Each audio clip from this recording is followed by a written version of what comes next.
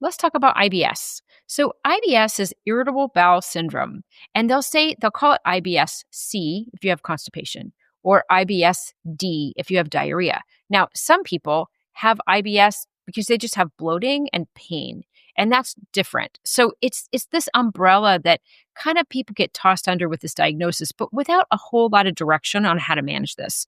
So let me tell you how I look at IBS. So when I have somebody come in that says they have IBS, I'm going to think about, have they been exposed to a bad pathogen? Have they had food poisoning? Did they have a bad event where they had a lot of diarrhea and vomiting and they were maybe exposed to something when they were traveling and then they came back and their gut was never the same? Now, that can happen. Also, sometimes people will get the flu or COVID or some sort of viral infection, and then it allows the bad bacteria in your gut to overgrow and take over and create a little bit of chaos.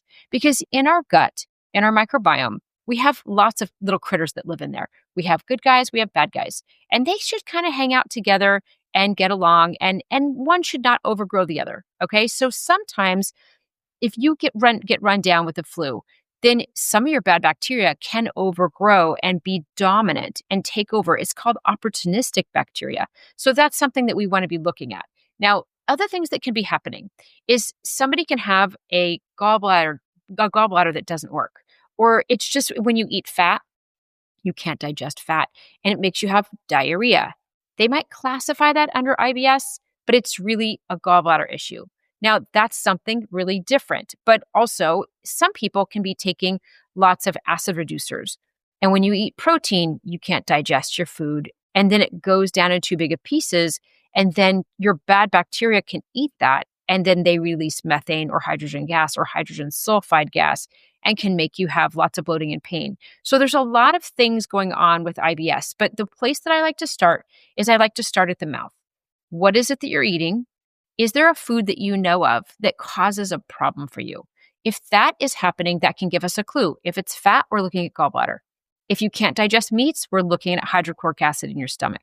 If you eat sugars and carbs and it makes you bloated, you might have something called SIBO, small intestinal bacterial overgrowth, which means that you eat, they make you bloated. And that can cause some IBS and motility issues. Okay, so we're kind of like starting at the mouth, chewing, swallowing. What do we know for sure that this particular food causes a problem? That can give us a clue. That gives us, we're just getting clues. We're trying to build a puzzle and try to figure this out. Now, if you know that you've had some overgrowth or you had some food poisoning, we might do a couple of different tests. I might do a GI map. Now, GI map is going to be a stool test that we're going to look at who's growing in your microbiome. Who are the good guys? Who are the bad guys? What are the kind of ideas of like the proportions of those guys? But also, I'm going to see, do you have inflammation in the gut lining? Do you have blood in your stool? Do you have a reaction to gluten in your gut? Those are all coming through the GI map. And those are also going to test for extremely bad pathogens that could be those really bad gram-negative pathogens that you can get from food poisoning. So that's a really nice test to kind of go, let's just toss out a net and see what kind of fish we catch, okay? That can give us some information. And between that information and these are the types of foods that I have reactions to, sometimes we can cobble together a diagnosis or a plan from there. Now, some people can't figure it out. So what we'll have to do is I'll tend to do a test from a company called Cyrex. And Cyrex does a blood test, and they check for leaky gut markers. Occludin and zonulin are one of them. That's simple leaky gut. Lipopolysaccharides is a second one. Now that's also called LPS. Now, this is something where, remember you have this gut tube and you have a bad bacteria that can adhere to it and is not wanting to let go.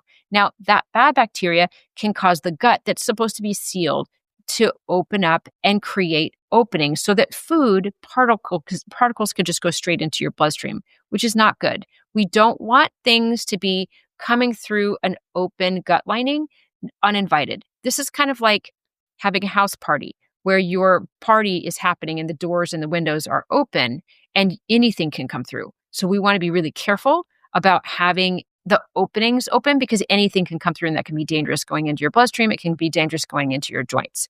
So we want to test for lipopolysaccharides and occludin and zonulin to rule in or out leaky gut. Now, that's a blood test. Okay. So that's something that a professional has to set you up with. I run those all the time. If you need some help, please reach out. But I'm happy to kind of help you figure this out because this is complicated. So now maybe we have information from Cyrex that says you have leaky gut and you have high lipopolysaccharides. Well, that means that a bad bacteria got in and it opened up the gut lining. But here's what else it can do.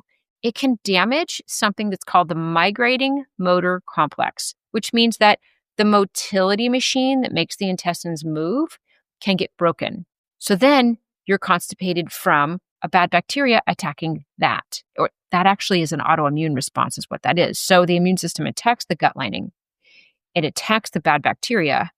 It damages some of the gut lining because it's just trying to get at that bad bacteria, and it damages that migrating motor complex. So that can lead toward autoimmunity toward that migrating motor complex. So that's another thing that we can test for. See, this gets really deep into the weeds and we have to figure this out. Sometimes if you eat a certain food and you get really bloated, like you get a big food baby, it looks like you're pregnant, then what you can do is you can go to Quest, or there's some other secondary labs too that do this test, where you drink a little bit of a sweet, it's like a sweet, sugary kind of solution, and then it'll create bloating. And then what you do is you blow into a bag, you seal it off, they send it to the lab, LabCorp, Quest, whatever, and they'll measure the air in there. Is there too much methane? Is there too much hydrogen? Is there too much hydrogen sulfide? Now, if you have too much methane, usually people will be constipated. If you have too much hydrogen, people will tend to be having diarrhea. Hydrogen sulfide can be kind of like a cramping pain, can be a mixed bag, but can also smell kind of like rotten eggs when you have gas. You're like, what is happening here?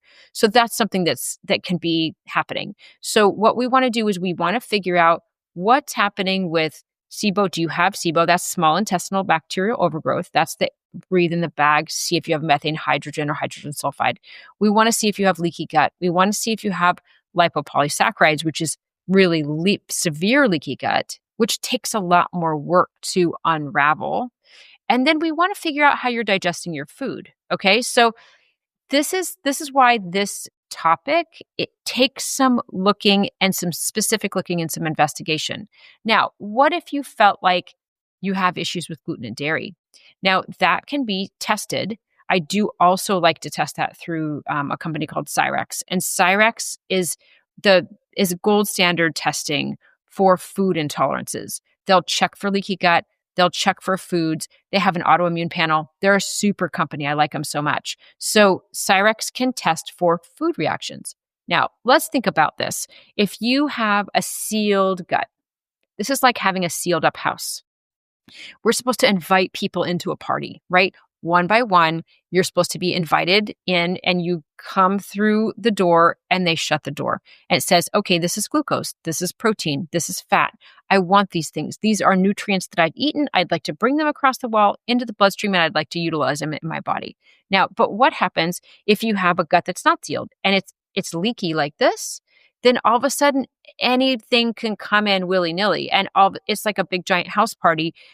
The food's coming in uninvited. There's fat, there's different proteins, there's different carbohydrates, starches, things like that are coming through uninvited.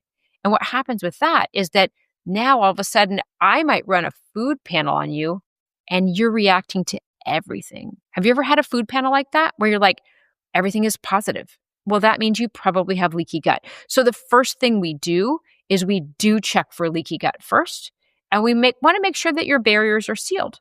If your barriers are sealed, then I can trust the test that it's going to tell me maybe you're reacting to gluten, maybe you're reacting to dairy, maybe it's corn, maybe it's soy, I don't know, maybe it's eggs. But these are really good things to figure out once that we understand if the gut is not leaky. And then if we can figure out what foods are triggering you, these food proteins, if they go floating around in your bloodstream and they're not invited, or maybe you're just reacting to those proteins like gluten and dairy are number one and number two, then that can actually, those food proteins look similar to the protein structure of our own body, which is so strange. It's called molecular mimicry. So gluten and dairy might look a lot like your thyroid gland. It might look a lot like your joints. It might look a lot like some other tissues in your body. So if you have, say, a leaky gut, and things are coming through proteins willy-nilly and not being invited, and your immune system is big upset about this, it's not happy, then your immune system is going to attack the food proteins that are coming through, but then it's going to cross react and attack your thyroid or your joints or what have you, which can drive autoimmunity. So that's why it's important for us to understand if the gut is sealed and you have no problem with the gut lining and you're reacting to gluten and dairy, it means that those are food proteins that are so molecularly similar to your body, it can drive autoimmunity, right? So this is why a lot of people with autoimmunity can't tolerate certain foods. Gluten and dairy are number one and number two. Now, if you got off of gluten and dairy, does it make you feel better? If you get off of certain foods, do they make you feel less bloated? So if you decided not to eat fats, would it make you feel better? Then I'm thinking about your gallbladder causing this problem. Now, what if you had SIBO, small intestinal bacterial overgrowth, and you got on the FODMAP diet? Now, the FODMAP diet takes away foods that the bacteria in your gut love. They're kind of sugar-based, right? There's going to be vegetables, there's going to be fruits, there's going to be carbs. So if you get off of those foods and you feel better, then it's probably SIBO. And then we want to think about, we're going to have to kill some bad bacteria, right?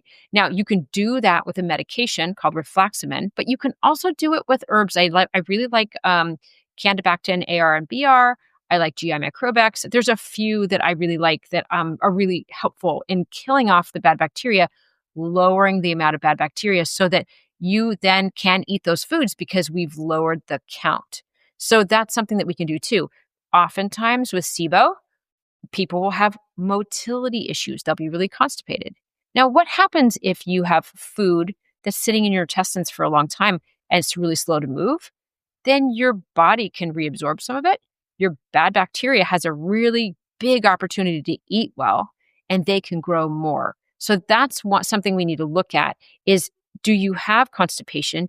Do you need help with motility? Is that causing a backup that can cause your food to be feeding these bad bacteria? That's always a possibility. Now, the other thing that I find with people with any kind of IBS is that they have irritation in the gut lining and it doesn't feel good. So sometimes things that will be helpful are L-glutamine, deglycerized licorice, chamomile, calendula, aloe vera. All these things can be very, very soothing to the gut lining.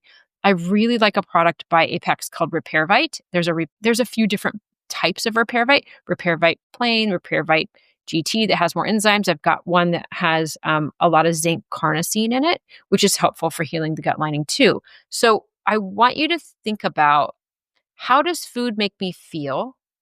Am I avoiding certain foods because I know they're going to blow me up? Start making a list. I want you to make a list. I want you to know what foods are your triggers. I want you to know when this started. I want to know the history. I want to know where you were. Did you get food poisoning? Did you not? Does your family, have they ever had H. pylori? That's something that can lower your stomach acid and not allow you to digest and break down your foods as well. That's a whole nother thing that the GI map tests for, that's super helpful to know about. Because if your acid levels go low, you're not going to digest your protein well. And you're not going to digest a lot of other things well. Or maybe you've been on acid reducers for a long time, and that's really causing the problem. So this is kind of like 10 different necklaces tangled together. We just kind of have to start sifting and sorting and trying to figure it out. A big help, though, is somebody that's going to come to me and say, here's my food list of what works for me. Here's my food list of what my gut hates. This is what bloats me. These are the tests I've done. And then we test for SIBO. We test for different types of like motility issues. We test for leaky gut.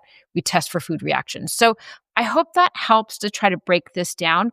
First step is going north to south. Start up here. What are you putting in your mouth? What makes you have reactions? Are you chewing your food? Are you breaking it down? Okay. So I hope that helps. Reach out if you need some help. I really, really love the GI map test. I love the Cyrex testing. We love all the tests, but we can learn so much just by you paying attention. So pay attention to how food makes you feel. It helps.